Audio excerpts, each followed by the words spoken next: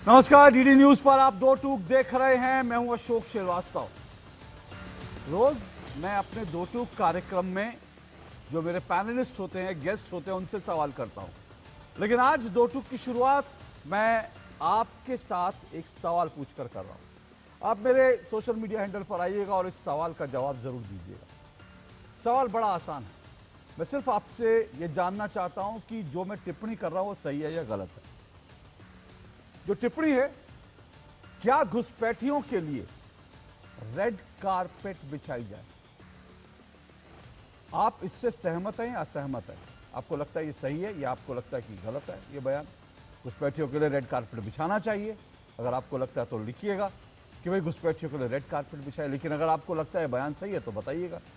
सवाल फिर दोहरा रहा हूं, क्या घुसपैठियों के लिए भारत में रेड कारपेट बिछाई जाए? अब ये सवाल मैं आपसे क्यों पूछ रहा हूं? ये सवाल इसलिए पूछ रहा हूं क्योंकि ये टिप्पणी जो मैंने अभी की, ये भारत के चीफ जस्टिस, मुख्य न्यायाधीश ने ये टिप्पणी करी एक मामले की सुनवाई में।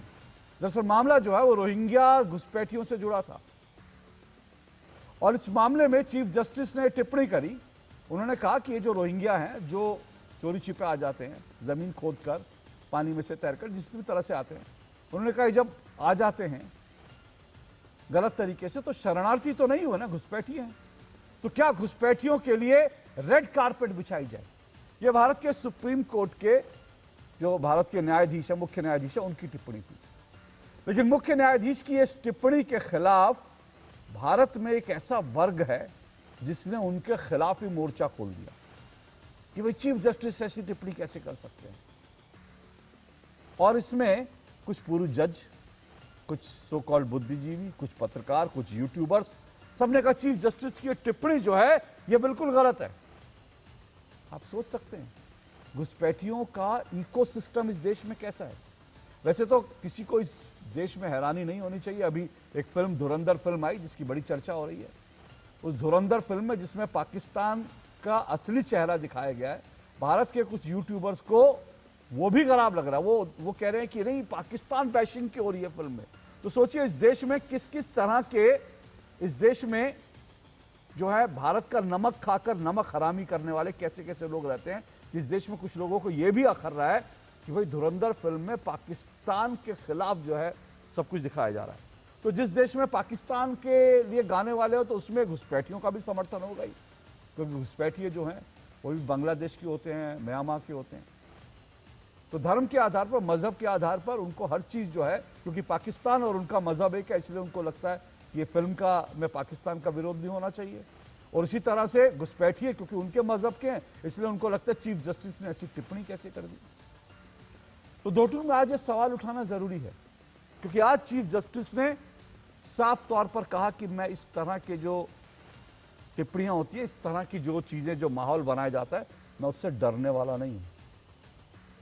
चीफ जस्टिस को इस बात के लिए बिल्कुल तहे दिल से शुक्रिया कि उन्होंने साफ तौर पर इन एजेंडाधारियों को मुंह तोड़ जवाब दिया कि मैं झुकने वाला, डरने वाला नहीं हूं। लेकिन बड़ा सवाल क्या है? बड़ा सवाल यह है कि क्या इस देश में न्यायपालिका को जो है तरीके से एक साजिश के तहत न्यायपालिका को निशाना बनाने की कोशिश हो रही है? क्या एक पूरा डिजाइन है ये? क्योंकि ये अकेले चीफ जस्टिस का मामला नहीं है। मैंने दो टूक में पहले भी मुद्दा उठाया था। जस्टिस स्वामीनाथन जो मद्रास हाईकोर्ट की मदुरई बेंच के जज हैं, उनके खिलाफ पूरे विपक्ष ने बाकायदा महाअभियोग चलाने के लिए उन्होंने चिट्ठी दे दी है। और पूरा विपक्ष जो कह रहा है इस पर सरकार महाअभियोग चलाए। क्यों चलाए महाअभियोग? इसलिए महाअभियोग उन पर होना चाहिए क्योंकि उन्होंने हिंदुओं को जो कार्तिकेय दीपम, एक पर्व बड़ा पुराना, हजारों साल से जो पर्व परंपरा थी, उस कार्तिकेय दीपम में हिंदुओं को दीप जलाने की अनुमति दे दी थी। और क्योंकि हिंदुओं को दीप जलाने की अनुमति दे दी तो इसको लेकर के पूरा विपक्ष जो है वो उनके खिलाफ मोर्चा खोल दिया और कह रहा है कि भाई इनके खिलाफ जो है महाअभियोग लाना चाहिए। तो दो टूक में आज इसी पर चर्चा जरूरी है कि क्या यह सोची समझी रणनीति है कि भारत की न्यायपालिका को टारगेट करने की, भारत की न्यायपालिका को टारगेट करने की और भारत के जजों को डराने की कि भैया ऐसा फैसला मत दे देना, हम महाभियोग ले आएंगे। तो क्या यह एक सोची समझी रणनीति है, सोची समझी साजिश है? इस पर आज दो टूक चर्चा जरूरी है, क्योंकि अगर ये साजिश है तो बड़ी खतरनाक साजिश है। वैसे ये मत भूलिए कि न्यायपालिका जो है विपक्ष का बिल्कुल जो लेटेस्ट निशाना है। इसके पहले पूरे विपक्ष ने प्रधानमंत्री को, ठीक है प्रधानमंत्री को तो डेमोक्रेसी में आप निशाना बना ही सकते हैं, लेकिन प्रधानमंत्री पद को लेकर जिस तरह से निशाना बनाया गया, क्या कुछ नहीं कहा गया। उसके बाद हिंदू धर्म को, सनातन धर्म को विपक्ष ने निशाना बनाया। फिर उसके बाद भारतीय सेना को निशाना बनाया, सेना अध्यक्ष को गली का गुंडा कह दिया। फिर उसके बाद भारत के लोकतंत्र को कहा कि लोकतंत्र खत्म हो गया है। फिर उसके बाद लोकतंत्र चुनाव आयोग को निशाना बनाया कि चुनाव आयोग जो है वो बिल्कुल कचरा चुनाव आयोग, इसको उठा के फेंक देना चाहिए बांग्लादेश की तरह। और अब भारत की न्यायपालिका पर क्या ये उसी रणनीति का हिस्सा है कि जो भी हमें इस कुर्सी पर नहीं बैठने दे रहा, या जो भी प्रक्रिया है जो भी हमारे पक्ष में नहीं है, माई वे और हाईवे जो हमारे पक्ष में नहीं है, उसको महाभियोग, वो गली का गुंडा है, उसका समूल नाश होना चाहिए। क्या ये सोच, यही उसी सोच पर चल रहा है विपक्ष? आज इसी पर दो टूक चर्चा करेंगे। मेरा आज का शीर्षक रोज नया बहाना, क्या न्यायपालिका पर निशाना, इस पर चर्चा करें। इससे पहले गृहमंत्री अमित शाह ने मुद्दा संसद में उठाया भी था। उन्होंने बोला भी आज जो है इस मुद्दे को लेकर दीपम, जो कार्तिकेय दीपम है उसको लेकर अनुराग ठाकुर ने मुद्दा उठाया। तो क्या कुछ इस पर कहा जा रहा है वो सुन लीजिए, उसके बाद आज की डिबेट को शुरू करते हैं।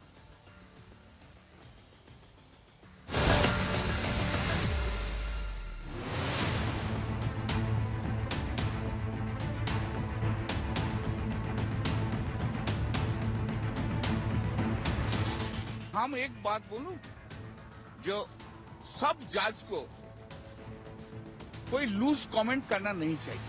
पहले जो था हमारा इंडियन जुडिशियरी में, जज लोग कम बात करते थे और जजमेंट के जो बोलना है वो बोलते थे। अभी क्या हुआ गया, पूरा टेंडेंसी बदल गया। आजकल जज लोग ज्यादा बात करते हैं टीआरपी बढ़ाने के लिए, जजमेंट नहीं देते हैं। जब chief justice of India supreme court के रोहिंग्याओं के लिए रेड कारपेट नहीं दिया जा सकता ये कहते हैं, कानून सम्मत एक बात कहते हैं, तो उनके सबसे वरिष्ठ सांसद कल्याण बैनर्जी, जो ऑफिसर ऑफ द कोर्ट भी है, वो आकर कहते हैं कि सीजीआई ने लूज कमेंट किया है टीआरपी के लिए। ये टीआरपी था या ये कल्याण बैनर्जी का VRP, vote rating point, vote bank rating point था, ये जनता तय कर सकती है। चीफ जस्टिस ऑफ इंडिया का मुद्दा क्या था? घुसपैठी किसको कहते? बिहार में एसआईआर हुआ, आपको कितने नेपाली, बांग्लादेशी, वियतनामी मिले, कितने रोहिंग्यांग मिले? ये तो आप लगभग दलितों का और ईबीसी का एसआईआर कर दिए हैं, अधिकार छीने हैं।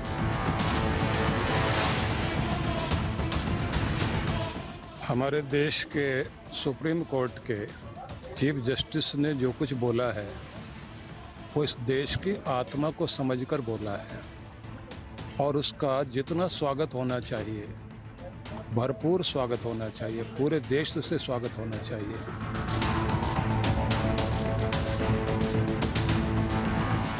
आजादी के इतने साल में नहीं हुआ है मान्यवर कि कोई जज एक जजमेंट दे तो जज के खिलाफ इंपीचमेंट लेकर आते हैं।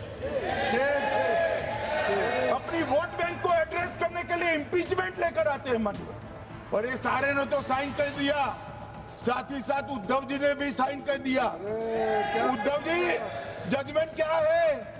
एक पहाड़ी पर मान्यता है कि हाँ सबसे ऊपर दिया जलाया जाए। मान्यवर, एक वोट बैंक को संभालने के लिए एक हाईकोर्ट के जज के सामने इंपीचमेंट लेकर आए हैं। देश की जनता उनको मदद नहीं करे।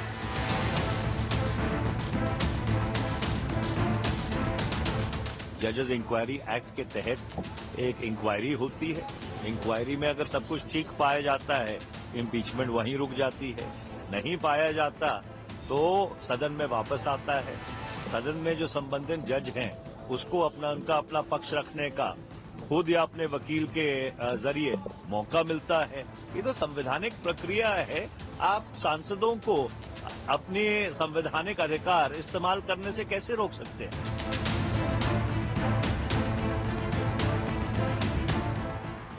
One state in India has become a symbol of anti-Sanatan Dharma. They objected when Prime Minister was doing his duty for the Ram temple. At that time, the temple doors were shut. People were forced to approach the court to reach the temple. Even now, sir, the Madurai bench of Madras High Court came down strongly on the Tamil Nadu government, accusing officials of deliberately ignoring its order on lighting the Gardigai Deepam lamp at the Madurai Thiruparankundaram temple.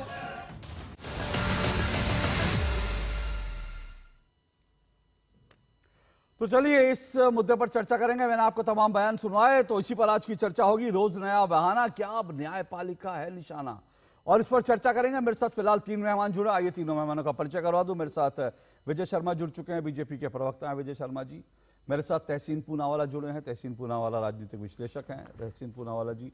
मेरे साथ अशोक यादव जी जुड़े हैं, Samajwadi party के प्रवक्ता। आप तीनों मेहमानों का बहुत बहुत शुक्रिया। जो बहुत जल्द मेरे साथ अमन सिन्हा जी जुड़ेंगे, सुप्रीम कोर्ट के वरिष्ठ अधिवक्ता हैं। लेकिन शुरुआत मैं तहसीन पूनावाला विजय शर्मा आप दोनों से कर रहा हूं, और दोनों को आमने सामने लाएं और 1.5 मिनट में अपनी बात रखेंगे। तहसीन पूनावाला, क्या भारत के सनातन धर्म को, हिंदुओं को, सेना को, लोकतंत्र को, चुनाव आयोग को, उसके बाद अब न्यायपालिका निशाने पर है? क्योंकि SIR पर, बाकी सब चीज़ों पर जो माईवे हाईवे का एजेंडा लेकर विपक्ष चल रहा है, उस पर वो सहमत नहीं है न्यायपालिका। थैंक यू अशोक जी, आपके साथ शो में मुझे शिरकत करने का मौका मिला, इसलिए मैं आपका शुक्रगुजार हूँ। सबसे पहले जो तमिलनाडु का इशू है, जिस जज को लेकर इशू है, वो कहीं पर भी डीप को लेकर वो इशू है नहीं। मैंने वो इम्पीचमेंट का के लिए जो लोकसभा के अंदर एप्लीकेशन दी है, जो निवेदन दिया हुआ है, उसको पढ़ा है। डीप शब्द है ही नहीं उसके अंदर। जजमेंट्स, और जजमेंट्स कौन से? एक जज कहता है कि भारत का संविधान 1935 एक्ट से आता है, अंग्रेजों के, और पूरी तरह से मेरे बाबा साहेब अंबेडकर और हमारे SC समाज का वो अपमान करता है। क्या ये एक्सेप्टेड है? क्या आदरणीय नरेंद्र मोदी जी इस चीज को मानते कि हमारा संविधान ब्रिटिश के एक्ट से आता है? ये वही जज है जो कहता है मेरे अपने दोस्त को बचाने के लिए मैंने जजमेंट दे दिया और मेरे दोस्त को बचा दिया। क्या आदरणीय अमित शाह जी इस चीज से इत्तेफाक रखते कि एक जज जजमेंट देते अपने दोस्तों को बचाएगा जो एक्सीडेंट में किसी की जान लेता है? ये जजेस है। ये 5 इंसिडेंट्स किए गए, दीप का इंसिडेंट है ही नहीं कहीं पर भी। लेकिन भारतीय जनता पार्टी, जिसके सिटिंग मेंबर ऑफ पार्लियामेंट कहते कि भारत के अंदर कम्युनल दंगे होते, निशिकांत दुबे जी की बात करता हूं, एक सिटिंग चीफ जस्टिस की वजह से, वो विपक्ष को बताएगी कि जजेस के बारे में क्या कहना चाहिए। वो भारतीय जनता पार्टी बताएगी जो 2 चीफ जस्टिस को, एक को गवर्नर बनाती है और एक को मेंबर ऑफ पार्लियामेंट बनाती है। मैं किसी जजमेंट पे कोई टिप्पणी नहीं करता हूं, जजेस का अधिकार है जजमेंट करना। लेकिन जैसे उनका टेन्योर खत्म होता है, वेस्ट बंगाल के हाई कोर्ट के जज रिजाइन करते और भारतीय जनता पार्टी के मेंबर ऑफ पार्लियामेंट बनते के जजमेंट पूरे TMC के खिलाफ है। मैं TMC के खिलाफ हूं, लेकिन यह भारतीय जनता पार्टी से मैं कभी भी कोई लेक्चर नहीं लूंगा। भारतीय जनता पार्टी भारत के संविधान के खिलाफ है। ओके, आपके 1.5 मिनट पूरे हुए। आपने वो तो जरूर पढ़ लिया, आपने जो इम्पीचमेंट का चिट्ठी दी गई थी जी। लेकिन आपने बाकी जो DM के नेताओं के जो बयान है वो आपने नहीं पढ़े।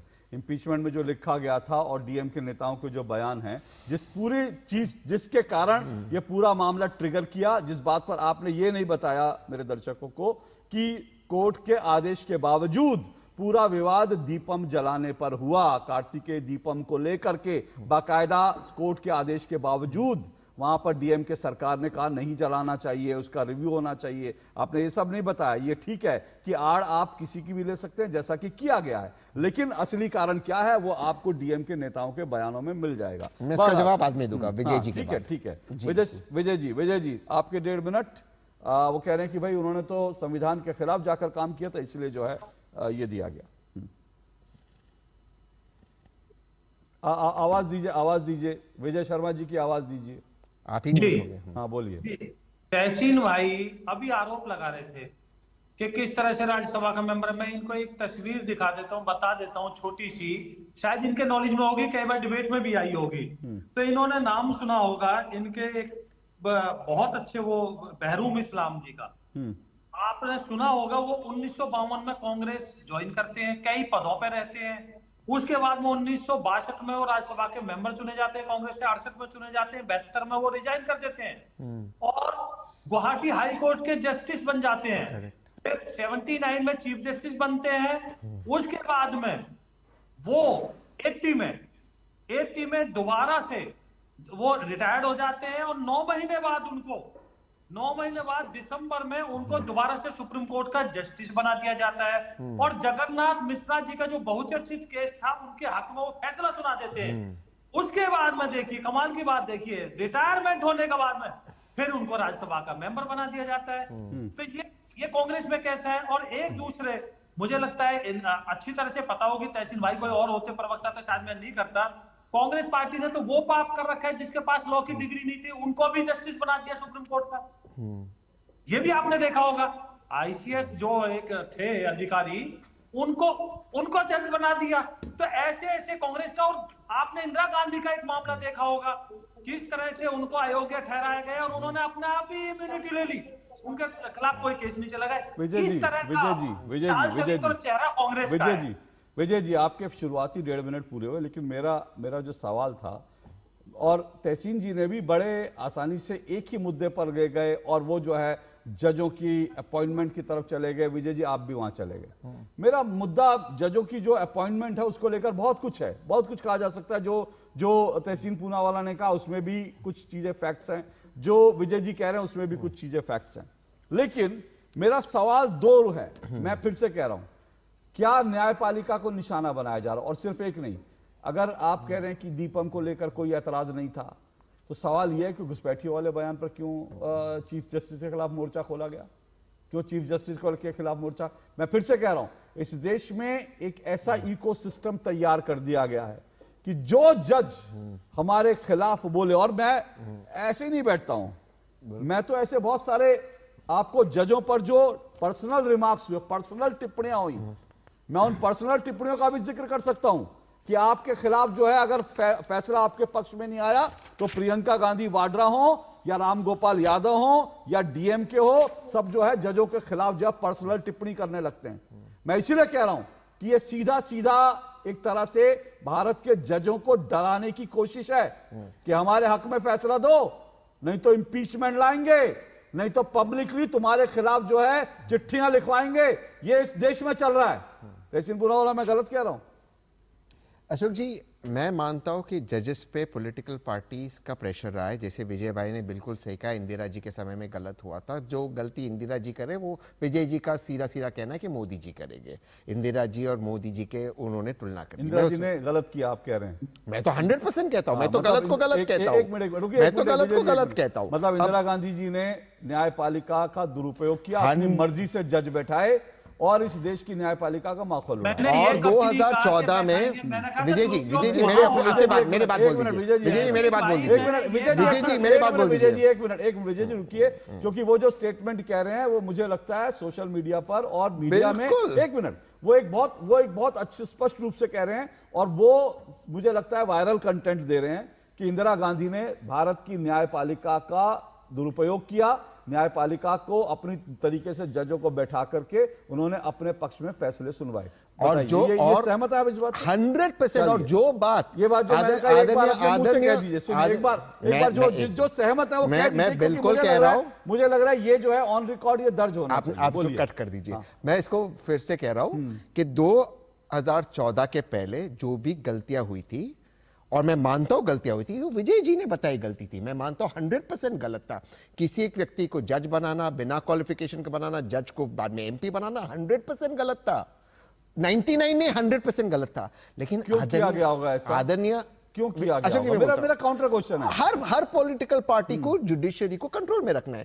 आदरणीय नरेंद्र मोदी जी ने जब इस देश का दिल जीता था, उन्होंने कहा था मैं एक नए भारत की रचना करते। आदरणीय नरेंद्र मोदी जी बोलते मैं वही पुराना भारत इंदिरा जी वाला बना रहा हूं। वही जो चीफ जस्टिस अपने केस के ऊपर खुद बैठते, मैं उसको एमपी बना दूंगा। वही जो चीफ जस्टिस आदरणीय गृह मंत्री उस वक्त बीजेपी अध्यक्ष के केस में बैठे, उनको मैं गवर्नर बना दूंगा। बोल देते, पहले नहीं बोला ना उन्होंने बोला मैं नया भारत बना रहा हूं। दूसरी चीज, मुद्दा दीपम का है ही नहीं। अगर दीपम का मुद्दा होता, विजय जी आज कहते कि एआईडीएम के जो इनके अलायंस पार्टनर है वो क्यों कहते हैं कि बीजेपी गलत करे, और आज विजय जी आप प्रतिज्ञा लीजिए अशोक जी के शो पे कि आप एआईडीएमके के साथ गठबंधन तोड़ देंगे, एआईडीएमके को बाहर निकालेंगे। बोलिए आप, बोलिए। जय कुमार जी ने बोला है, ऑर्गेनाइजेशनल विजय जी आपकी बारी है। देखिए तहसीन भाई ने बड़ी चतुराई से बातें छोटी करके बता दी। मैंने तो ये बताया, एक कांग्रेस पार्टी का एक्टिव कार्यकर्ता विभिन्न पदों पे रहा है, उसको जस्टिस बनाया गया, उसके बाद में राज्यसभा का मेंबर बनाया गया, फिर जस्टिस बनाया गया, फिर राज्यसभा का मेंबर बनाया गया। तो आप किस तरह के आपस में तुलना कर रहे हैं, वो तुलना बेमानी है। दूसरा, मैं आपको कॉलेजियम की बात बताता हूं भाई। होम मिनिस्टर साहब और पीएम साहब कैसे जज बनाते हैं ये आप बेहतर तरीके से जानते हो। हमारी कॉलेजियम प्रणाली है। सर मैं गवर्नर की बात किया, माफी चाहता हूं, गवर्नर की बात किया। नहीं, गवर्नर एक अलग चीज है, वो रिटायरमेंट के बाद की बात है। आपने जो कहा कि जिन्होंने केस सुना, तो क्या जज कोई भी कोर्ट का किसी के स्वतंत्र नहीं है क्या केस सुनने के लिए? आप मुझे बता दीजिए। मैंने तो अब एक पृष्ठभूमि बताई है पिछले 40 साल की। मैं एक मिनट रोक रहा हूं आपको। देखिए फिर से कह रहा हूं, शहजाद भाई एक माफ कीजिएगा, तहसीन भाई एक ट्रैप बिछा रहे हैं। मैं जान रहा हूं सर, मैं आपको बहुत अच्छी तरह से जानता हूं। आप एक ट्रैप बिछा रहे हैं, न्यायपालिका को जिस तरह से निशाना बनाया जा रहा है, ठीक है ना, जिस तरह से। एक मिनट सर रुकिए, वो ट्रैप बिछा रहे हैं, तो मुझे नहीं मालूम, विजय जी तय करें, लेकिन मैं तहसीन जी के ट्रैप में नहीं आऊंगा। मैं तीसरी बार चौथी बार बार बार कहूंगा कि इस देश की न्यायपालिका को यह पूरा डिजाइन है देश के जजों को डराने का। और क्यों जजों को डराने का है? क्योंकि एक नहीं, अब देखिए हो क्या रहा है, एक बार नहीं, 2 बार नहीं, 3 बार 4 बार एसआईआर के मुद्दा राहुल गांधी लेकर गए कोर्ट में।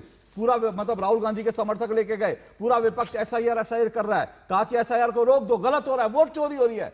सुप्रीम कोर्ट ने, देश की अदालतों ने कहा कोई वोट चोरी नहीं, कोई प्रमाण दीजिए। ईवीएम को लेकर 40 बार गए, कहा कि देश में देखो ईवीएम गड़बड़ है। सुप्रीम कोर्ट ने कहा कोई प्रमाण नहीं है, कोई एक तो प्रमाण दे दो। उसके बाद इन्होंने क्या किया राहुल गांधी के मामले में? राहुल गांधी ने देश के लेकर जिस तरह की टिप्पणी की, सुप्रीम कोर्ट ने क्या कहा कि सुप्रीम कोर्ट ने कहा कि कोई सच्चा भारतीय इस तरह का बयान दे नहीं सकता। तो सुप्रीम कोर्ट के या देश की अदालत जिस तरह से लेकर के इस वक्त न्याय कर रही है, इंसाफ कर रही है, क्योंकि यह विपक्ष वो विपक्ष है। आप मत भूलिए कि जो राहुल गांधी या फिर प्रियंका गांधी वाड्रा, अखिलेश यादव या फिर जो बाकी जो तमाम लोग, वो इंपीचमेंट वाले मामले में उस तमिलनाडु के डीएमके के पीछे खड़े हुए।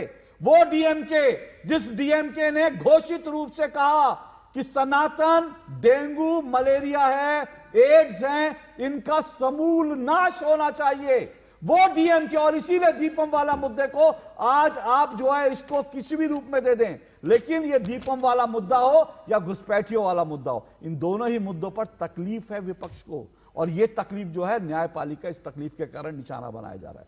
मेरे साथ अमन सिन्हा जी जुड़ चुके हैं, जो है वरिष्ठ अधिवक्ता हैं अमन सिन्हा जी। लेकिन अमन सिन्हा जी आपके पास आऊं उससे पहले अशोक यादव जी। अशोक यादव जी, इसमें क्या गलत लगता आपको जो मैंने शुरू में एक टिप्पणी करी कि भाई घुसपैठियों के लिए क्या रेड कारपेट बिछा दें, उसको लेकर भारत के चीफ जस्टिस को निशाना बनाया जाएगा? चूंकि जस्टिस सूर्यकांत जी ने कहा, घुसपैठियों को लेकर के अपनी चिंता जाहिर की, और हम लोग उनका स्वागत करते हैं। कम से कम एक चीज और बता देते कि जो पुअर डिपोर्टेशन, जो डिपोर्ट की जो सबसे पुअर दर है इस सरकार में घुसपैठियों का, उस पे कम से कम जस्टिस साहब एक बार बोल देते, फटकार लगा देते, या 100 मोटिव कॉग्निजेंस लेकर के कोई सरकार को एक डायरेक्शन दे देते कि यूपीए गवर्नमेंट, जिसको प्रो घुसपैठिया गवर्नमेंट भाजपा के लोग कहते हैं, वो सरकार ने 88,000 घुसपैठियों को रिपोर्ट किया, और ये मोदी सरकार को एंटी घुसपैठिया का तमगा दिया जाता है। इस सरकार ने 3,000 लोगों को खाली रिपोर्ट किया। अशोक जी, ये इतना पुअर परफॉर्मेंस घुसपैठियों को लेकर के, रिपोर्ट कार्ड में कुछ नहीं, खाली बस फोकसबाजी, खाली बस मुंह से बोलना है खाली। दूसरी बात, जस्टिस को लेकर के आगे बढ़े इससे पहले मेरा एक काउंटर क्वेश्चन है, बहुत अच्छी बात है, और मैं बार बार 2 टूक में कह रहा हूं, बार बार ये सवाल सरकार के सामने उठाइए, करेक्ट, बार बार उठाइए कि घुसपैठियों को भगाइए, घुसपैठियों को भगाइए। ये सवाल बार बार सरकार के सामने आना चाहिए, बीजेपी के प्रवक्ताओं से पूछा जाना चाहिए। कल भी पूछा गया था, उसके 2 दिन पहले भी पूछा गया था, आज भी अशोक यादव पूछेंगे, तहसीन भाई पूछेंगे। तो मैं आपके साथ खड़ा हूं, मैं सरकार से सवाल पूछूंगा कि घुसपैठियों को कब निकाल रहे हो। लेकिन मेरा एक काउंटर क्वेश्चन आपसे है अशोक यादव जी, क्योंकि आपने कहा ये भी कर देते। चलिए, जज साहब ने तो नहीं कहा कि भाई घुसपैठी, हालांकि जज इससे पहले कह चुके हैं घुसपैठियों को लेकर कई सारी टिप्पणियां हैं, पर मैं आपसे पूछना चाह रहा हूं, समाजवादी पार्टी की कभी भी जो राष्ट्रीय जो उनकी जो एग्जीक्यूटिव बॉडी मीटिंग्स होती हैं समाजवादी पार्टी की, या फिर समाजवादी पार्टी के किसी एक नेता का, अखिलेश यादव जी से लेकर आप तक, मुझे किसी एक नेता का बयान या आपकी पार्टी का कोई प्रस्ताव संसद में सरकार के ऊपर, ये सरकार के दबाव डालने वाला कोई बयान कि घुसपैठियों को लात मारकर इस देश से निकालना चाहिए, कोई बयान आपकी नजर में हो तो मुझे बताइए, क्योंकि मेरी नजर में समाजवादी पार्टी का ऐसा कोई बयान नहीं है जिसकी अपेक्षा आप देश के सर्वोच्च न्यायालय से कर रहे हैं। बोलिए। अशोक जी, समाजवादी पार्टी का ऑफिशियल प्रवक्ता होने के नाते मैं आपके चैनल पर, राष्ट्रीय चैनल पर मैं कह रहा हूं कि घुसपैठियों को खोज खोज के सरकार को बाहर भगा देना चाहिए, और ये पुअर परफॉर्मेंस जो घुसपैठियों का है बाहर करने का, इसका हम लोग क्रिटिसाइज करते हैं। सुनिए ना अशोक यादव जी, अशोक यादव जी सुनिए ना, आपके मैं ऑफिशियल प्रवक्ता तो आपके ये भी कहते हैं राहुल गांधी को हटा देना चाहिए, ठीक है ना। मैं समाजवादी पार्टी के ऑफिशियल प्रवक्ता की हैसियत से नहीं, मैं आपसे पूछ रहा हूं आपकी पार्टी का कोई प्रस्ताव है, या मुझे आज आप कह के जाइए कि आपकी पार्टी का अगला जब बैठक होगी तो उसमें प्रस्ताव पारित करेंगे घुसपैठियों को, ये वादा करके जाइए। और अगर आप वादा करके जाएंगे और मुकर गए तो दो टूक में छोड़ूंगा नहीं, और अगर वो वादा पूर्ण हो गया तो मैं इसी दो टूक में आपके लिए सभी पैनलिस्ट से तालियां बजाऊंगा, बाकी कोई बजाए ना बजाए मैं आपके लिए ताली बजाऊंगा। एक प्रस्ताव पारित करिए, घुसपैठियों को निकाले सरकार। देखिए अशोक जी, आप कह रहे हैं समाजवादी पार्टी प्रस्ताव करे, समाजवादी पार्टी बयानवीर पार्टी नहीं है, हम लोग काम करके दिखाते हैं, खाली मुंह से बोलते नहीं। सर अभी तो जब उत्तर प्रदेश से घुसपैठियों को निकाला जा रहा है तब सबसे ज्यादा तो छाती पीट रही समाजवादी पार्टी है। अभी जब वहां पर आइडेंटिफाई किया जा रहा है घुसपैठी 1.25 करोड़, उत्तर प्रदेश की वोटर लिस्ट से 1.25 करोड़ लोग गायब हैं, और अभी जो है निकाले हैं वो घुसपैठिए, और घुसपैठियों को आइडेंटिफाई किया जा रहा है। घुसपैठियों के लिए जो डिटेंशन सेंटर बन रहा है, और छाती कौन पीट रहा है घुसपैठियों के लिए, जब डिटेंशन सेंटर बना रहा है, यूपी में कहा जा रहा है कि घुसपैठियों के लिए डिटेंशन सेंटर बनाएंगे, तो सबसे ज्यादा तकलीफ किसको हो रही है? आप लोगों के नेताओं के बयान सुनो डिटेंशन सेंटर को लेकर के, बताइए क्या क्या बयान दिए। तो सर मेरे डिबेट में दो टूक में ना दो चेहरे नहीं चलते, एक चेहरा दिखाइए, घुसपैठियों के खिलाफ हैं तो खोलकर ठोक कर कहिए, और कहिए कि अगली बार समाजवादी पार्टी प्रस्ताव पारित कर रही है घुसपैठियों को निकालने का। बताइए। देखिए अशोक जी, इंडिया गठबंधन की सरकार जैसे ही बनेगी केंद्र में, हम लोग जो यूपीए, सुन लीजिए यूपीए गवर्नमेंट ने 88,000 घुसपैठियों को बाहर किया, और इंडिया गठबंधन की जब सरकार बनेगी तो उसका कम से कम 2 गुना 3 गुना हम लोग घुसपैठियों को बाहर करेंगे। 88,000 घुसपैठियों को, कितने घुसपैठिए थे जिसमें से 88,000 निकाले गए? आपका भी ट्रैक रिकॉर्ड, घुसपैठियों का आपका ट्रैक रिकॉर्ड चेक कर रहा हूं, कितने घुसपैठिए थे जब आप लोगों ने 88,000 घुसपैठिए निकाले थे? बताइए। 1 लाख ही थे। 1 लाख अशोक जी। और आपके गृह राज्य मंत्री ने संसद में जो बयान दिया था वो बयान निकालूं क्या मैं? 1 लाख थे। बोलिए। नहीं वो अभी आप उनको कवर फायर मत दीजिए, आपके पास भी आऊंगा। बोलिए कितने घुसपैठिए थे? 1 मिनट, 88,000 कितने घुसपैठियों में से निकाले? बताइए। अशोक जी आप गृह मंत्री का बयान सुनिए। अशोक जी मैं भी अशोक जी करूंगा, आप भी अशोक जी करेंगे, कोई फायदा नहीं है। आप भी अशोक है, मैं भी किसके बयान, लेकिन मैं सीधा सवाल पूछ रहा हूं सर, मुझे अभी सुनिए ना, मुझे अमन जी के पास जाना, मुझे सीधा सवाल का जवाब दीजिए। 88,000 घुसपैठिए निकाले, कितने घुसपैठियों में से? ये आधिकारिक आंकड़ा किसके पास है? किस आंकड़े को आप सही माने? अरे मेरे पास है सर, मेरे पास है। आप सही माने? यादव जी मेरे पास है, यादव जी मेरे पास है। आपकी सरकार के गृह मंत्री का, आपकी सरकार के गृह मंत्री का संसद में दिया आंकड़ा मेरे पास है। मैं बताऊं कितने निकाले, कितने में से निकाले? 1.25 करोड़। और मेरा मैथ्स कमजोर है, लेकिन यहां जितने लोग हैं जरा मैथ्स कैलकुलेट करके बताइए। ये लोग 1.25 करोड़ घुसपैठिए, उनमें से 88,000 निकाल करके छाती पीट रहे हैं कि उन्होंने घुसपैठियों के खिलाफ कार्रवाई करी। अरे 1.25 करोड़। मैं और आज मेरा सीधा सवाल है, ये 1.25 करोड़ घुसपैठिए आए कब? क्या बीजेपी सरकार में आए? क्या जनसंघ की सरकार थी? क्या विश्व हिंदू परिषद की सरकार थी? किसकी सरकार थी जब इस देश में 1.25 करोड़ घुसपैठिए आए और आपने 88,000 निकालकर आज छाती पीटना चाहते हैं?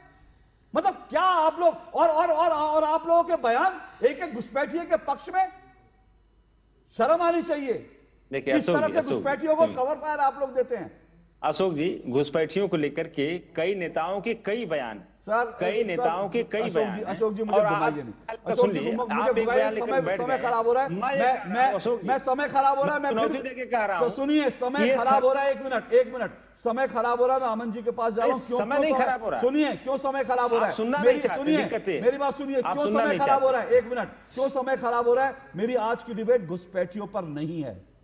पहले तहसीन पूनावाला जी ने, सुनिए ना, पहले तहसीन पूनावाला जी ने इस डिबेट को जजों की अपॉइंटमेंट से जोड़ने की कोशिश की और आप घुसपैठियों से जोड़ने की कोशिश कर रहे हैं। मेरा आज का सवाल सीधा सा सवाल है, चाहे वो जस्टिस स्वामीनाथन हो या चीफ जस्टिस सूर्यकांत हो, क्या इनको इसलिए निशाना बनाया जा रहा है क्योंकि इकोसिस्टम को रास नहीं आ रहा? और क्या ये न्यायपालिका पर हमला है? क्या ये जजों को डराने की कोशिश हो रही है? अमन सिन्हा जी, क्या ये जजों को डराने की कोशिश नहीं है? जिस तरह से सूर्यकांत जी के खिलाफ एक इकोसिस्टम तैयार होता है, उनके खिलाफ चिट्ठी लिख दी जाती है, घुसपैठियों पर बोल देते हैं, दूसरी तरफ स्वामीनाथन के खिलाफ भैया आपने फैसला दे दिया है तो हमें स्वीकार नहीं है, इसलिए महाअभियोग आएगा। अशोक जी, आपको और सभी पैनलिस्ट को और दर्शकों को नमस्कार। और आपने बहुत गंभीर मुद्दा लिया है आज दो टूक में। जुडिशरी जो है हमारी, वो गार्जियन है जस्टिस की, रूल ऑफ लॉ की हमारे देश में। और जिस तरीके से एक पैटर्न इमर्ज कर रहा है अशोक जी, ये बड़ा डेंजरस पैटर्न मैं मानूंगा कि अगर किसी पॉलिटिकल पार्टी को, ज़्यादातर हमने देखा है अभी ऑपोजिशन की जो पार्टीज हैं, उनको अगर लगता है कि कोई फैसला अगर उनके हक में नहीं आया तो वो एक जुडिशरी पे अपना अटैक अनलीश करने लगते हैं। अभी हमने देखा कि कैसे जो एक कॉन्स्टिट्यूशनल मैकेनिज्म इम्पीचमेंट का है उसको भी कैसे वेपनाइज कर दिया गया। और इन सब का एक ही ध्येय है कि किसी भी तरीके से जुडिशरी पे प्रेशर एक्सर्ट किया जाए, उसकी क्रेडिबिलिटी को अंडरमाइन किया जाए और एक चिलिंग इफेक्ट जो कहते हैं जुडिशरी पे, उनको एक ऐसा मैसेज दिया जाए कि अगर हमारे अनुरूप फैसले नहीं आएंगे तो आपको इस हैरेसमेंट के या इस डिमीन करने के प्रोसेस से गुजरना पड़ेगा। और ये एक नहीं, अनेक उदाहरण अभी के समय में दिखते हैं। जैसा आपने कहा, अभी जो भारत के मुख्य न्यायाधीश हैं जस्टिस सूर्यकांत जी ने कुछ oral observations, court speaks by way of its judicial order, not by way of what oral utterances are there in the court. और ये बहुत ही ट्राइड सेटल्ड प्रिंसिपल है लॉ का। और कई बार जो है एक्सप्लोरेटरी मैकेनिज्म में मैटर की सच्चाई जानने में कोर्ट कई सवाल जवाब करता है। वो कोई लीगली बाइंडिंग या वो कोर्ट जैसा मैंने कहा वो जुडिशियल ऑर्डर से ही बोलता है, वो अपने ओरल अटरेंसेस से नहीं बोलता है। तो जो लोग इसके पीछे जाके और एक मैं कहूंगा कि एक सोची समझी साजिश के तहत जुडिशरी को या चीफ जस्टिस ऑफ इंडिया को अंडरमाइन करने की कोशिश कर रहे हैं, वो भारत की डेमोक्रेसी को, जुडिशरी को और कॉन्स्टिट्यूशन को ही अंडरमाइन कर रहे हैं। अभी आपने देखा कि जस्टिस स्वामीनाथन के साथ क्या हुआ। अभी हमारे मित्र ये कह रहे थे कि वो दीपम की कंट्रोवर्सी नहीं है। अरे जब वो फैसला आया उसके बाद ही तो इम्पीचमेंट मोशन मूव हुआ, तो वो भी जानते हैं। अभी जस्टिस शेखर यादव के खिलाफ भी जो है इस तरीके का, और जबकि impeachment it is a settled law article 124(4) में that it can only be on 2 grounds, proven misconduct और मिसबिहेवियर। और कोई जजमेंट दे रहा है, चाहे आप किसी भी जजमेंट से बहुत डिसएग्री कर सकते हैं, किसी ऑब्जर्वेशन से भी डिसएग्री कर सकते हैं कोर्ट में, but that can not become a ground for impeachment. और इम्पीचमेंट करने के नंबर्स भी नहीं है, तो क्यों किया जा रहा है ये? बस जुडिशरी को, जैसा मैंने कहा कि इम्पीचमेंट को वेपनाइज किया है और जुडिशरी को प्रेशराइज करने की टैक्टिक है, जिससे कि एक जुडिशरी को चिलिंग इफेक्ट रहे, उनको एक ये ऐसा मैसेज जाए कि अगर हमारे अनुरूप फैसले नहीं आएंगे तो हम इस तरीके से आपको हैरेस करेंगे। और ये एक नहीं, अनेक बार ये पैटर्न पिछले और अच्छा हुआ आपने जस्टिस शेखर यादव का भी जिक्र किया, क्योंकि वो भी नहीं भूलना चाहिए। जस्टिस शेखर यादव ने एक बयान को लेकर किस तरह से उनके खिलाफ माहौल बनाया गया था। मतलब पहले भी जैसे जस्टिस दीपक मिश्रा के समय में एग्जैक्टली, और दीपक मिश्रा को क्यों निशाना, कपिल सिब्बल का बयान है, वो ऑन रिकॉर्ड है। दीपक मिश्रा क्योंकि इनसेंसिटिव तरीके से वो जो है जजेस को दे रहे थे, इनसेंसिटिव इश्यूज जो सेंसिटिव इशू जो है वो गलत बेंचेस को दे रहे थे। और सेंसिटिव इशू क्या थे उसमें? सेंसिटिव इशू जो था वो ट्रिपल तलाक था, ठीक है। सेंसिटिव इशू इसी तरह से 1-2 और मामले थे जो उनको सेंसिटिव लगे थे। तो ये सब चीजें इस देश में हो रही हैं। तो तहसीन पूनावाला, देखिए वेपनाइज किया जा रहा है। जो संविधान में जो है प्रावधान, और इस संविधान की मैं वो कागज लेकर आया हूँ, जो अभी जो कह रहे हैं जो है अमन जी कह रहे हैं, वो बिल्कुल लिखा है कि removal on the ground of proved misbehaviour और इनकैपेसिटी।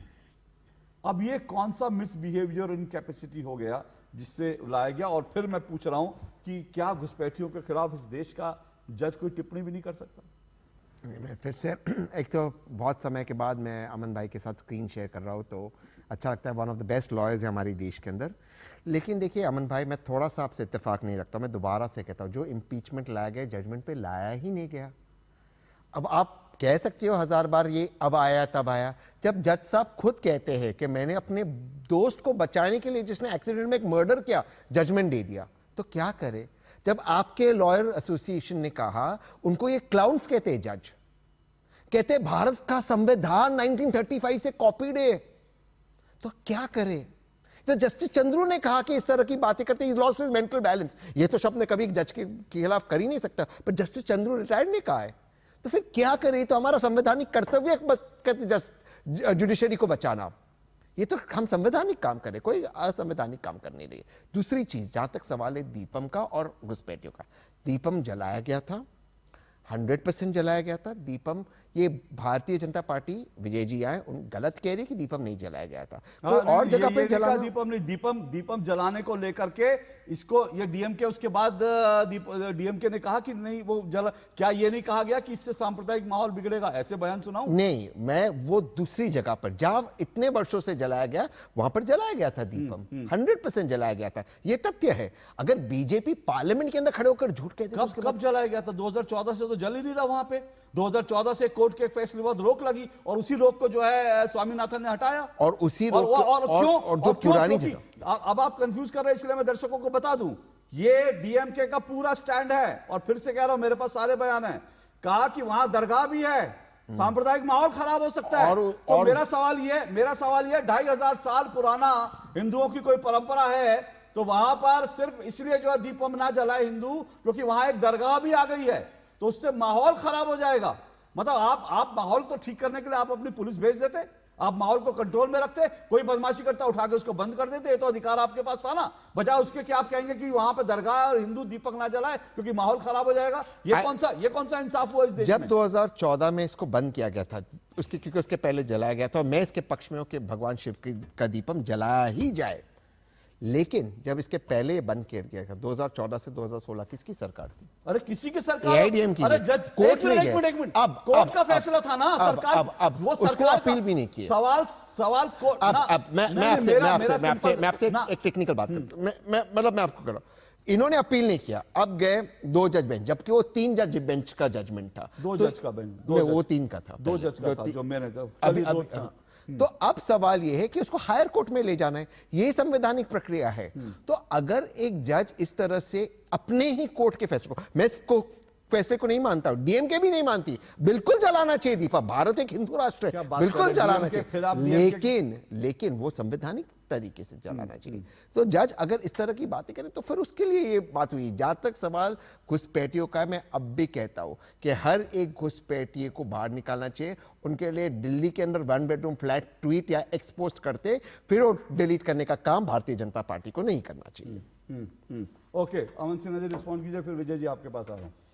अशोक जी, हमारे मित्र तहसीन जी बहुत अच्छे वक्ता हैं, अपनी बात बखूबी तरीके से रखते हैं, पर वो भी इस बात को जरूर मानेंगे कि जो इम्पीचमेंट मोशन मूव हुआ है वहां पे कोई उसको, there are no numbers to take it through, and that apart, ये जब इम्पीचमेंट मोशन मूव हुआ तो इसका इमीडिएट प्रोवोकेशन यही था कि उनका जजमेंट आया था जो दीपम वाला, जिसकी चर्चा अभी आप लोग कर रहे थे जी। तो ये तो बहुत स्पष्ट है, और किसी जजमेंट से कोई भी हो सकता है उससे डिसएग्री कर सकता है, उसको क्रिटिसाइज करने का भी राइट है।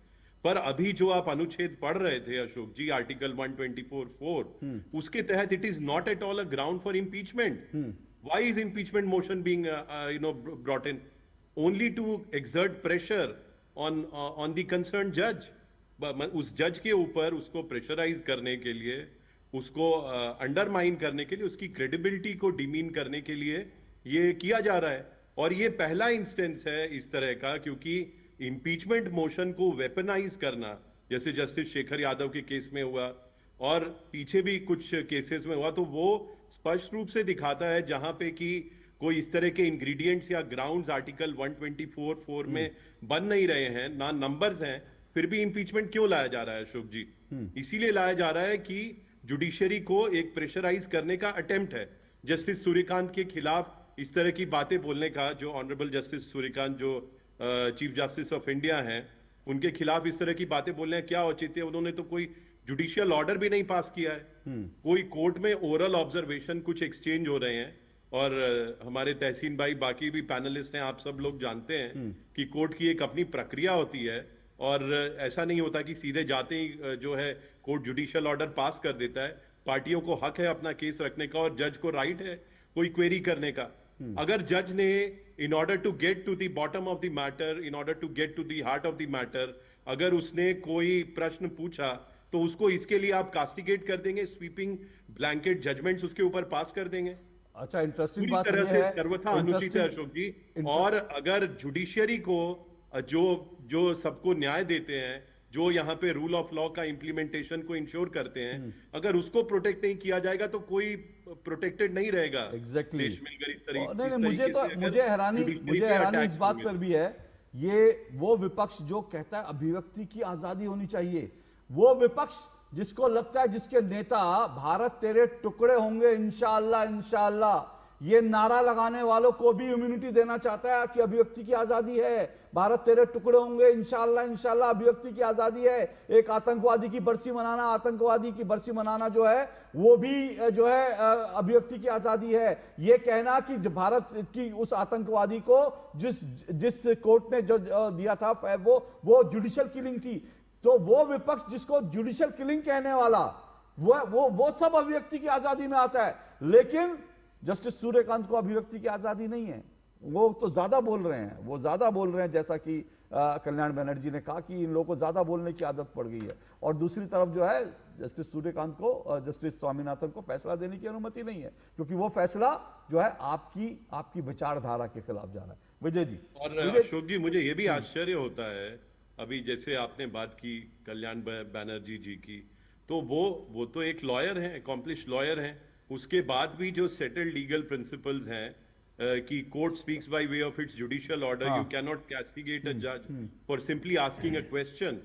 तो ये बेसिक प्रिंसिपल्स जो हैं, अगर उन लोगों को भी ध्यान में नहीं है और नहीं बोलते हैं, या इतना ज्यादा अपने पक्ष विपक्ष के खेल में वो हो गए कि वो जो बेसिक लीगैलिटीज और जो कॉन्स्टिट्यूशनल मैकेनिज्म है उसको नहीं समझते हैं, तो वाकई बड़ा दुखद है। नहीं, पर जो उन्होंने बयान दिया, मैं उस पर विजय शर्मा जी, वो ये कह रहे हैं आजकल जजेस जो है लूज कमेंट देने लगे।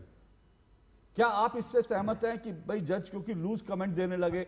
और ऐसा नहीं है कि ये इस तरफ से हो रहा है, पहले भी कई जजों का जब जो है दिवाली को लेकर के बाकी चीजों को लेकर के कमेंट आए, तो फिर इस तरह की इधर से भी कहा गया कि भाई लूज कमेंट है, इस तरह के जजों को टिप्पणी नहीं करनी चाहिए। देखिए अशोक जी, जब कोई भी पक्ष अपना पक्ष रखता है तो कोर्ट की तरफ से कुछ सवाल आते हैं, सवाल पूछे जाते हैं। ये जो सवाल पूछा गया था, इसको अंतिम निर्णय की तरह लोगों में फैलाया जा रहा है, गलत नैरेटिव फैलाया जा रहा है। इससे कोर्ट के ऊपर अननेसेसरी का प्रेशर डाला जा रहा है ताकि इनके हक में फैसले दे दे कोर्ट। ये आपने दीपक मिश्रा जी के केस में भी देखा होगा किस तरह से। अब ये बड़ी मासूमियत के साथ इन्होंने जवाब दिया, नहीं जी उससे कोई लेना देनी है दीप वाले उससे। अरे दीप वाले जी, ये सहयोग है या प्रयोग है जो अब आप मोशन लेकर आए हो, इस तरह का महाभियोग लाए हो आप? और मैं आपको बताता हूं कि मैं साधुवाद देना चाहता हूं सूर्यकांत जी को, जो चीफ जस्टिस ऑफ इंडिया है। उन्होंने सिरे से नकार दिया इस दबाव को। उन्होंने कहा मैं ऐसे दबाव में किसी में नहीं आऊंगा। और ये कुछ दिन पहले एक मुहिम और चली थी, जजीज को यह कहा गया स्वर्णिम काल, इससे पहले स्वर्णिम काल था, जजीज आजाद थे, आजादी के तौर पे अपना जो निष्पक्ष फैसले देते, मतलब इसका मतलब निष्पक्ष फैसले नहीं आ रहे हैं। इस तरह की कोर्ट में मुहिम चलाई गई और ये इसके बारे में नहीं है। अभी आपने कुछ दिन पहले राहुल गांधी जी का देखा होगा, सीईसी को कैसे धमकी दी गई है। तो ये कोई भी संवैधानिक संस्था अगर कोई कार्य करती है और इनको पसंद ना आए, इनके हक में फैसला ना आए, तो ये उनके धमकी देने पर उतारू हो जाते हैं। और ये इनका इतिहास है, जवाहरलाल नेहरू जी से लेकर और आप इस समय तक देख लीजिए, मैं गिनवा देता हूं आपको जितने सारे फैसले, सारे फैसले के बाद एक है। दूसरा बहुत बड़ा मुद्दा इन्होंने समाजवादी पार्टी के प्रवक्ता ने उठाया घुसपैठियों का। भाई बीजेपी सरकार क्या कर रही है इतने दिन से? मैं आपको बता देता हूं, मैं कोट करता हूं माननीय गृह मंत्री जी, पंजाब में, राजस्थान में, असम में, मेघालय में, त्रिपुरा में, सब जगह हमने बाढ़ लगाने का कार्य किया है। वेस्ट बंगाल में भी हमने 1600 किलोमीटर के आसपास बाढ़ लगा दी। 450 किलोमीटर पे ममता दीदी क्यों नहीं लगाने दे रही बाढ़? 7 बार देश के होम सेक्रेटरी वहां के स्टेट के चीफ सेक्रेटरी के साथ मीटिंग कर चुके हैं।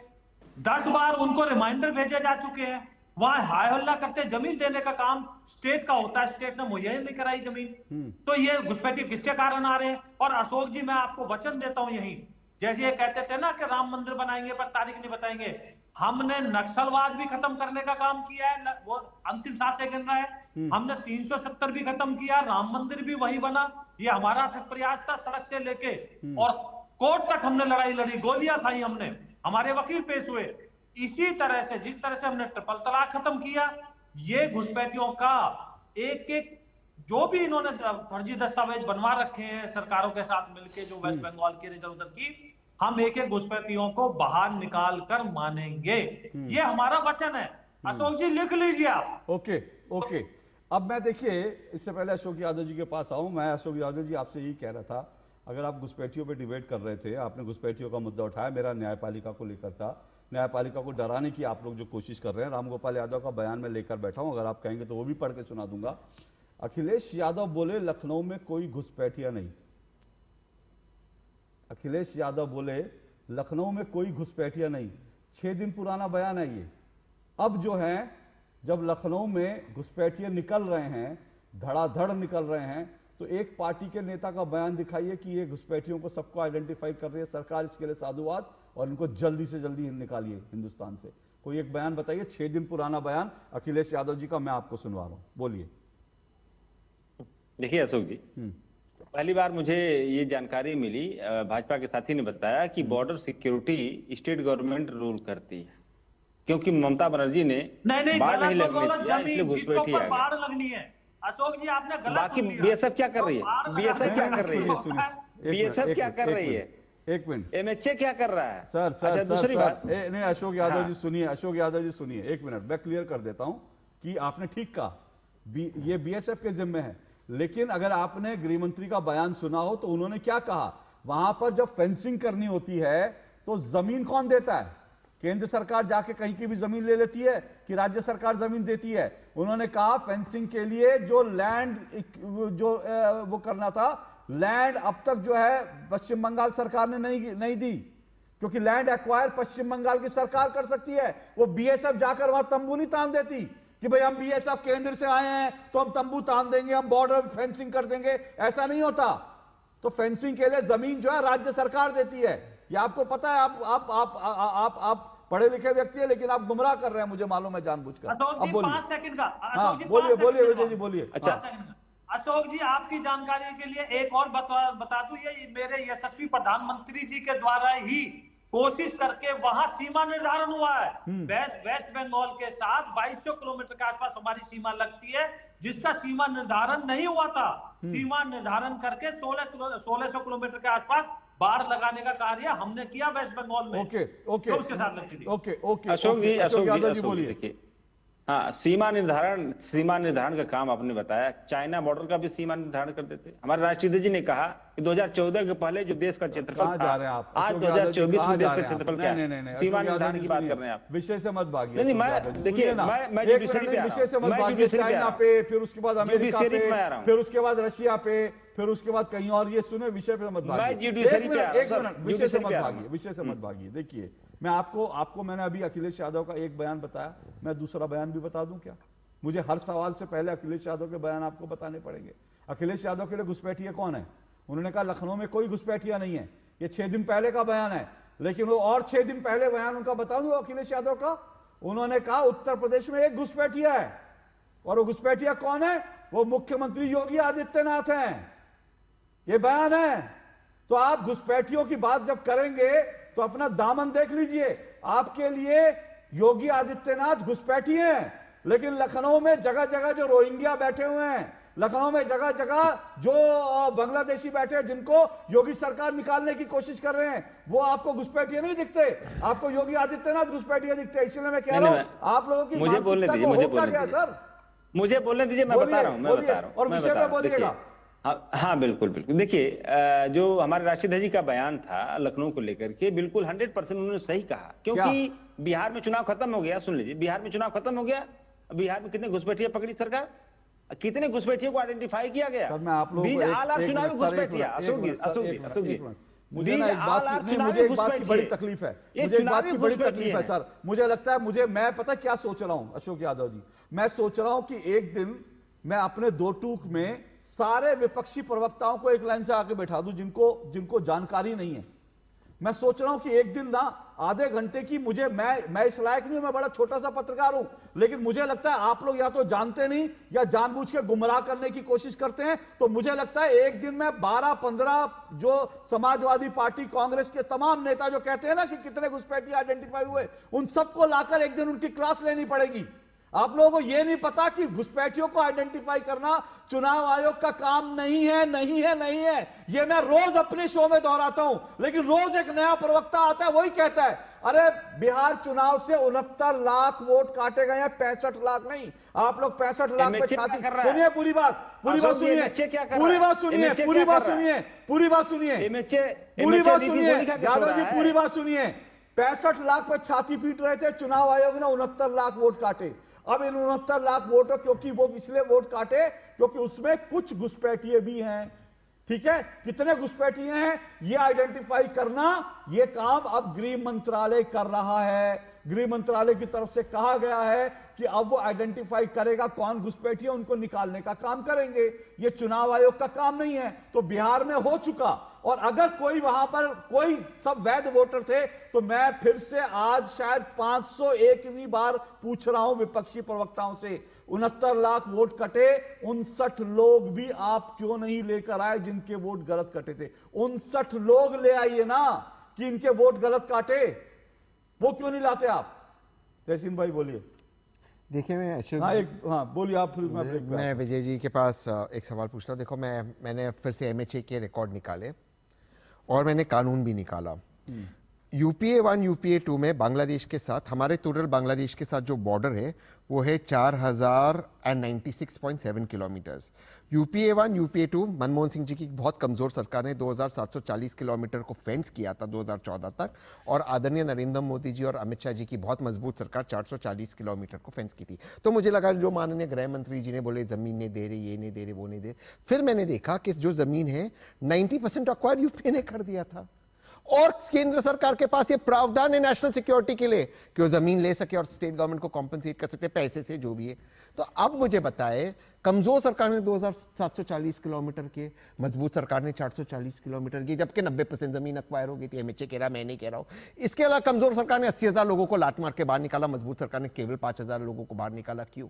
अभी अब भविष्य में करेंगे, मुझे पूरा भरोसा है, लेकिन अब तक क्यों नहीं किया, ये सवाल है। विजय जी ओके विजय जी रिस्पॉन्ड कीजिए जल्दी से, मुझे एक ब्रेक लेना है।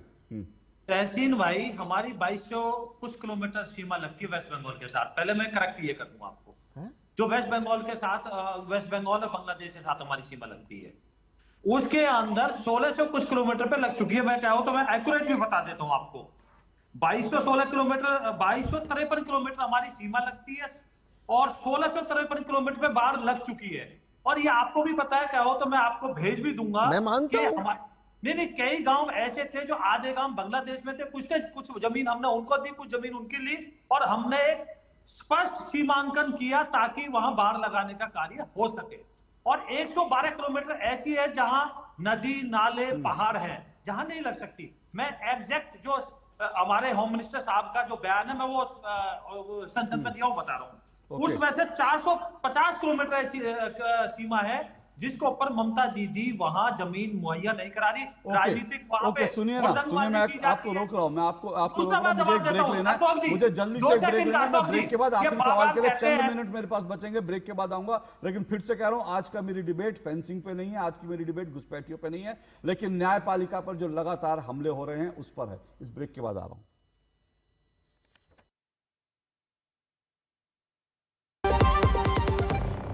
व्यक्तिगत जानकारी के लिए ऑनलाइन अनुरोधों से रहें सावधान।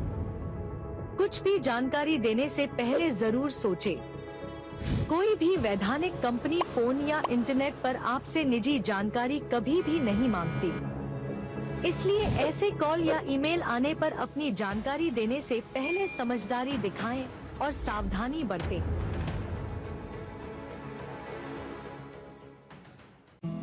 बड़ी बहू, ये तुम्हारी ना। इतनी भी क्या जल्दी थी? अरे और छोटी, ये तुम्हारे ना।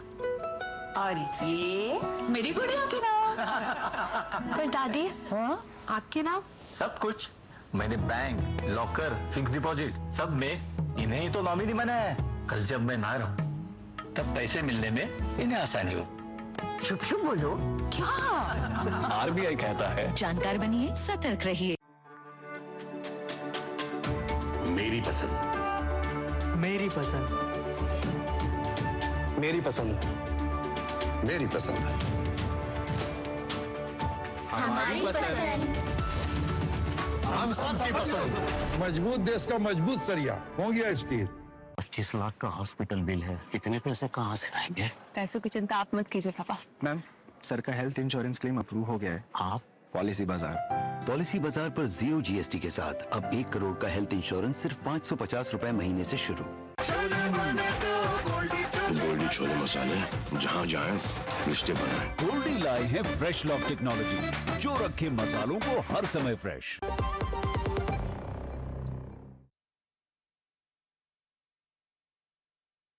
निशाना बनाने की कोशिश हो रही है, रोज नया बहाना, न्यायपालिका पर निशाना, उसी पर हम चर्चा कर रहे थे, लेकिन मेरे पास वक्त इतना ही है। मैं इससे पहले कि मेहमानों का शुक्रिया करूं, एक छोटी सी बात मेरे दर्शकों की जानकारी के लिए भी होना चाहिए। ये जस्टिस सूर्यकांत, जिनको घुसपैठियों की टिप्पणी को लेकर निशाना बनाया जा रहा है, उन्होंने नुपुर शर्मा को लेकर भी टिप्पणी की थी, लेकिन उनके खिलाफ कोई इंपीचमेंट नहीं लाया, किसी ने उनके खिलाफ नहीं कहा। यह अलग बात है कि सोशल मीडिया पर कुछ लोगों ने जरूर उनके खिलाफ लिखा, लेकिन कोई पॉलिटिकल पार्टी, बुद्धिजीवियों का वर्ग उनके खिलाफ जो है इस तरह से माहौल नहीं तैयार किया। लेकिन वही जस्टिस सूर्यकांत जब घुसपैठियों को लेकर टिप्पणी कर देते हैं तो किस तरह से उनके खिलाफ माहौल बनाया जाता है, किस तरह से विपक्षी पार्टियां कहती हैं कि लूज कमेंट हो रहे हैं। तो आप अंदाजा लगाइए कि इस देश में घुसपैठियों के पक्ष में घुसपैठियों की घुसपैठ जो है वो कहां तक है। वो भारत की विपक्षी पार्टियों के अंदर उनका पूरा इकोसिस्टम बना हुआ है और ये देश के लिए बहुत खतरनाक है। समय इतना ही है, बहुत बहुत शुक्रिया सभी मेहमानों का। आज के लिए इतना ही, कल आपसे मुलाकात होगी। नमस्कार।